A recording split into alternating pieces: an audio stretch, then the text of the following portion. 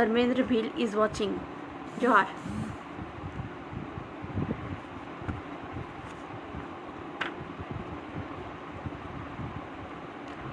अरविंद रावत जयस, जय जोहार दीदी, जय जोहार। धर्मेंद्र भील, जोहार दीदी, जोहार जोहार। दिनेश पवार, जय जोहार, जोहार।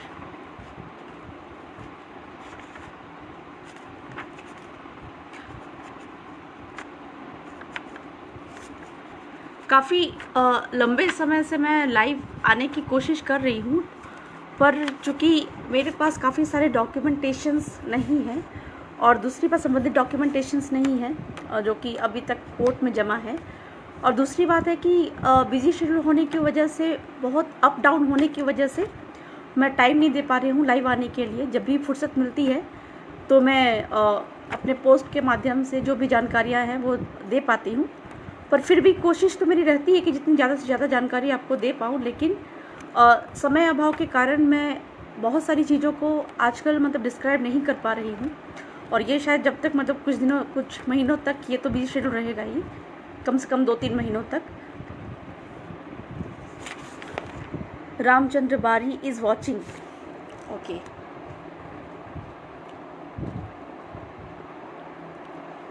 कल ही मेरी कुछ लोगों के साथ बहस हो रही थी संविधान के अनुच्छेद 13(3) के बारे में। पहले भी मैंने काफ़ी डिस्क्राइब किया हुआ है संविधान के अनुच्छेद 13(1), 13(2) और 13(3) के बारे में।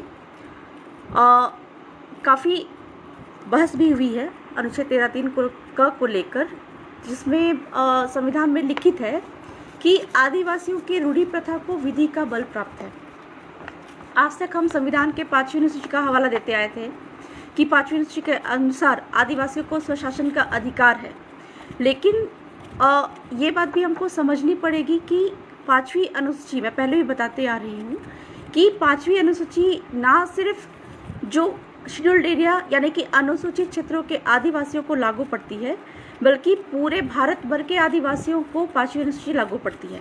फॉर एग्जाम्पल अंडमान निकोबार के बारे में अगर हम लोग बात करें तो अंडमान निकोबार में भी जारवा आदिवासी हैं और भी कई तरह के जो कि जिनको सुरक्षित रखा गया है, उस तरह के काफ़ी आदिवासी वहाँ पे निवास करते हैं। लेकिन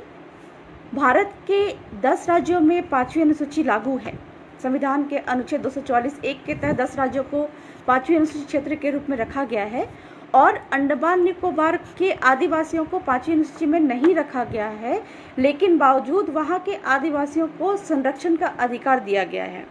और जब भारत के संविधान बनने के पहले हमारे जो संविधान निर्माता थे, जिसमें हमारे कि 5 आदिवासी भी संविधान सभा में गए हुए थे, जिनमें से प्रमुख थे हमारे जयपाल सिंह मुंडा साहब, मारंगों के जयपाल सिंह मुंडा। उनका जब वाद विवाद जब मैं पढ़ती हूँ तो उसमें ये स्पष्ट रूप से लिखा हुआ है कि 5वीं अनुसूची के जो प्रावधान है वो ना सिर्फ 5वीं अनुसूची क्षेत्र के आदिवासियों के लिए लागू होंगे, बल्कि पूरे भारत भर के आदिवासियों को लागू होंगे। इसका एक और उदाहरण मैं आपको बताऊं तो कोलकाता जो है, वहाँ पे काफ़ी सारे ट्राइब निवास करते हैं, और उस जगह पे भी संविधान के 5वीं अनुसूची में आप देखेंगे कि TAC का प्रावधान है, ट्राइबल एडवाइजरी काउंसिल का प्रावधान है। तो जो कोलकाता में भी, पश्चिम बंगाल में भी आपका ट्राइबल एडवाइजरी काउंसिल वहाँ पे कि बना हुआ है, जो कि वहाँ के आदिवासियों के संरक्षण के लिए, कि वहाँ पे जो भी कानून लागू पड़ेंगे उनको पहले TAC में ले जाकर फिर वो आदिवासियों के संरक्षण हेतु लागू होंगे। तो इस प्रकार से आदिवासियों के कल्याण के लिए TAC का भी वहाँ पे निर्माण हुआ है, जो कि हमको क्या लगता है कि 10 राज्यों के जो अनुसूचित क्षेत्र हैं उन्हीं क्षेत्रों के लिए TAC का निर्माण होना चाहिए, और ये 5वीं अनुसूची केवल 10 राज्यों के आदिवासियों पे ही लागू पड़ती है, जो अनुसूचित क्षेत्र उन पे लागू पड़ती है, ऐसा हमको लगता है। पर फिर से मैं ये बार बार बता रही हूँ, आप संविधान के 5वीं अनुसूची जब आप पढ़ते हैं तो उसके ऊपर में साफ साफ लिखा हुआ है, 244(1) का जो प्रावधान है 5वीं अनुसूची, उसमें साफ साफ लिखा हुआ है कि 5वीं अनुसूची ना सिर्फ अनुसूचित क्षेत्र में लागू पड़ता है, बल्कि यह हर एक अनुसूचित जनजाति पर भी लागू पड़ता है। तो एक ये बहुत कि भ्रम का माहौल था, जो कि आप लोगों को क्लियर कर देना चाहती हूँ। तो 5वीं अनुसूची के साथ साथ में जो अनुच्छेद 244(1) है, उसके साथ साथ में अनुच्छेद 13(3) क की हम बात करें, उसमें आदिवासियों के रूढ़ी प्रथा को बल मिला हुआ है। इस पे काफ़ी मेरा वीडियो भी बना हुआ है, जिसमें मैंने अनुच्छेद 13(1), 13(2) और 13(3) के बारे में मैंने स्पष्ट रूप से आप सभी को बताया हुआ है। और कल जब हमारी काफ़ी बहस हो रही थी व्हाट्सएप में, तो उसमें मैंने जब मतलब ये बात भी क्लियर की हुई है कि 5वीं अनुसूची को आप अकेले पढ़िए या फिर 13(3) क को आप अकेले पढ़िए तो आपको क्लियरली समझ में नहीं आएगा। या फिर काफ़ी सारे मतलब वकील भी बहस करते हैं कि नहीं 5वीं अनुसूची कुछ नहीं है, वो तो 2.5 पेज का है, उसमें तो कुछ भी नहीं है। लेकिन जब हम अपने मतलब कि देश की आज़ादी के पहले जो भी हमारे कानून थे या फिर जो भी मतलब कि ब्रिटिशों ने जितने भी कानून बनाए थे हम पे लागू करते थे नहीं करते थे, उसके पहले का जो इतिहास है उसको हमको जानना बहुत ज़रूरी है। और ये बात हमको समझनी पड़ेगी जब मैं पढ़ती हूँ आपका समता जजमेंट जो है, आपका 1997 का जो समता जजमेंट, जो सुप्रीम कोर्ट का जजमेंट आया हुआ था आदिवासियों पे, उसमें ये साफ साफ लिखा हुआ है कि 5वीं अनुसूची जो है वह केंद्र सरकार का इंटीग्रल स्कीम है। वह मतलब कि एक स्कीम है जिसकी वजह से मतलब कि आदिवासियों को विशेषाधिकार देना पड़ा। और खासकर 5वीं अनुसूची को आप अकेले पढ़ते या 13(3) क को अकेले पढ़ते तो आपको उतना क्लियरली समझ में नहीं आएगा। उसके लिए आपको सत्ता का हस्तांतरण अधिनियम जो इंडियन इंडिपेंडेंस एक्ट है 1947 का, वो आपको पढ़ना पड़ेगा। साथ ही साथ में जो ब्रिटिश इंडिया का जो स्वतंत्र रजवाड़े थे या फिर आपका जो मतलब कि ट्राइबल एरियाज़ थे, उनके साथ में जो एग्रीमेंट हुआ जब सत्ता का हस्तांतरण हुआ, फिर मतलब कि जो क्षेत्र स्वतंत्र रहे थे उनको ब्रिटिश भारत में मिलाया गया, उस समय पे जो एग्रीमेंट हुआ था वाइट पेपर एग्रीमेंट, ज़्यादा डिटेल में पढ़ना चाहते हैं तो आपको ये सारी चीज़ें आपको संविधान सभा का वाद विवाद में भी, कॉन्स्टिट्यूशनल डिबेट्स में भी मिल जाएंगी। साथ ही साथ आपको एडॉप्टेशन ऑफ लॉज ऑर्डर्स पढ़ना पड़ेगा 1950 का, जिसमें 1950 के समय में राष्ट्रपति महोदय ने जितने भी अंग्रेजी कानून थे 4000 अंग्रेजी कानूनों को गोद लिया, जो कि आज भी भारत में चल रहे हैं। कभी कभी बहुत मतलब बहस की स्थिति पैदा हो जाती है जब हम कहते हैं कि आपका इंडियन इंडिपेंडेंस एक्ट के प्रावधान आज भी भारत में लागू हैं और शेड्यूल्ड एरिया के लिए या फिर आदिवासियों के लिए तो इंडियन इंडिपेंडेंस एक्ट जो कि आदेश था वो आज भी लागू पड़ता है या फिर उसके आदेश आज भी मतलब कि हम पे लागू पड़ते हैं। तो एक भ्रम की स्थिति पैदा होती है, क्योंकि लोग जो है जानकार है, जो बुद्धिजीवी है, वो कहते हैं कि नहीं, जो अंग्रेज के समय के जितने भी कानून थे वो समाप्त हो चुके हैं, रिपील हो चुके हैं। किससे? संविधान के अनुच्छेद 395 के तहत ये सारे अंग्रेजी कानून रिपील हो चुके हैं। किसी भी आप वकील के पास चले जाइए, वो सीधे सीधे संविधान का अनुच्छेद 395 का हवाला देके कहता है कि अंग्रेज के समय के जितने भी कानून हैं वो सारे रिपील हो चुके हैं, ख़त्म हो चुके हैं। लेकिन फिर हमारा ये कहना है, आप संविधान का अनुच्छेद 372(1) क्यों नहीं पढ़ते हैं? संविधान का अनुच्छेद 372(1) जब आप पढ़ते हैं तो उसमें क्लियरली लिखा हुआ है कि वो सारे जो आपका अंग्रेज के समय के आपके जैसे कि इंडियन इंडिपेंडेंस एक्ट हो जाए या फिर आपका गवर्नमेंट ऑफ इंडिया एक्ट 1935 के जो प्रावधान है या फिर जो उसमें रिलेटेड चीज़ें हैं ट्राइब्स के लिए, वो अगर समाप्त हो चुके हैं तो एक तो चीज़ है कि जो अंग्रेजी कानून जैसे कि फॉरेस्ट एक्ट है वो 1927 का था, जिसको संशोधन करके आपका फॉरेस्ट एक्ट 2006 के रूप में ट्राइब्स पर लागू किया गया।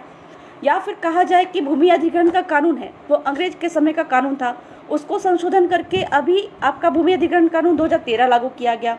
आईपीसी वो जो अंग्रेज के समय का कानून है, सीआरपीसी अंग्रेज के समय का कानून है, जिनको संशोधन करके आज भी भारत में लागू किया गया। तो इस तरह से 4000 प्लस अंग्रेजी कानून हैं जिनको आज भी भारत में चल रहे हैं, जिनको उनको कुछ भागों को रिपील करके कुछ भागों को संशोधन करके नए एक्ट के रूप में वो चीज़ आज भी भारत में लागू पड़ रहे हैं। और जब बात आती है इंडियन इंडिपेंडेंस एक्ट जो कि आदेश था, मतलब आप संविधान का अनुच्छेद 13(3) क पढ़ेंगे, उसमें उपविधि, विधि, नियम, विनिमय, रूढ़ी और प्रथा के बारे में जो चर्चा होती है वह कहीं ना कहीं आदिवासियों के रूढ़ी प्रथा के साथ साथ में इंडियन इंडिपेंडेंस एक्ट भी है 1947 का, वो आदेश के बारे में अनुच्छेद 13(3) क में चर्चा हो रही है। और साथ ही साथ जब हम सुप्रीम कोर्ट के कई सारे जजमेंट जब पढ़ते हैं अनुच्छेद आपका 13(3) क के संदर्भ में, 13(1), 13(2) और 13(3) के संदर्भ में जब हम सुप्रीम कोर्ट के कई सारे जजमेंट हम पढ़ते हैं, केशवानंद भारती जजमेंट पढ़ते हैं, मिनर्वा मिल्स जजमेंट पढ़ते हैं या फिर आपका गोलकनाथ बनाम पंजाब जजमेंट हम पढ़ते हैं, तब मालूम पड़ता है कि ये जो अनुच्छेद 13(3) क है इसको संशोधन करने का अधिकार किसी को भी नहीं है। या फिर कहा जाए कि अनुच्छेद 13 जो है, आप पूरे संविधान का संशोधन कर सकते हैं, लेकिन ये जो अनुच्छेद 13 है इसका संशोधन आप नहीं कर सकते हैं, क्योंकि इसमें जो आदेश है, सुप्रीम कोर्ट यहाँ पे इनडायरेक्टली कहता है कि पूरे संविधान का मेन जो आधार अनुच्छेद 13 ही है, इसको आप किसी भी तरह से रिपील नहीं कर सकते या फिर संशोधन नहीं कर सकते। एक टर्म्स बार बार आता है, आप जो संविधान के जानकार हैं या फिर आप बहुत बार आप देखेंगे कि बहुत सारे अनुच्छेद के नीचे में लिखा हुआ है अनुच्छेद 368 का हवाला दिया गया है कि इस अनुच्छेद जो भी 368 के तहत अगर हम संविधान का संशोधन करते हैं तो वो संविधान संशोधन नहीं कहलाएगा। इस प्रकार मतलब कि हम जो भी संशोधन करेंगे उस पर किसी भी कोर्ट का हस्तक्षेप नहीं हो सकता है। और मोस्टली आप देखेंगे कि जहाँ जहाँ पे ट्राइब्स के जितने भी विशेषाधिकार हैं, आप 5 यूनिवर्सिटी देख लीजिए, आप अनुच्छेद 13 देख लीजिए, आप नगर निगम का जो प्रावधान है 243, पंचायत का मतलब कि आपका प्रावधान है 243ZC या फिर 243M, उन सारी जगह पे ही आपको 368 दिखाई देगा। मतलब कि आपको फिर से मैं थोड़ा समझाना चाहूँगी अनुच्छेद 13(1), 13(2) और 13(3) के बारे में। अनुच्छेद 13(1) मतलब कि यह डिस्क्रिप्शन में भी मैंने लिखा है, जब लाइव के पहले मैंने डिस्क्रिप्शन में भी लिखा हुआ है। इसमें अनुच्छेद 13(1) में क्या है कि जो अंग्रेज के समय के पुराने कानून थे उनको 13(1) के तहत भारत में लागू किया गया है या फिर उनको रखा गया है। अनुच्छेद 13(2) में जो 1950 के बाद में संसद और विधानमंडल के जो कानून हैं उनको 13(2) में रखा गया है। और वैसे कानून जो कि ना ब्रिटेन की संसद और ब्रिटेन की विधानमंडल में बना है, ना भारत की संसद और भारत के विधानमंडल में कानून बना है, उनको 13(3) क में रखा गया है। जिसमें कि हमारा रूढ़ी प्रथा जो है वो भी, चूँकि हमारा रूढ़ी प्रथा जो है आदिवासियों की रूढ़ी प्रथा है, ना वो ब्रिटेन की संसद विधानमंडल में बनी, ना भारत की संसद और विधानमंडल में बनी, ना ही ये आपका ये जो रूढ़ी प्रथा है आदिवासियों की रूढ़ी प्रथा है वो आदिवासियों के ग्राम सभा में बनी, आदिवासियों के अपने। इसलिए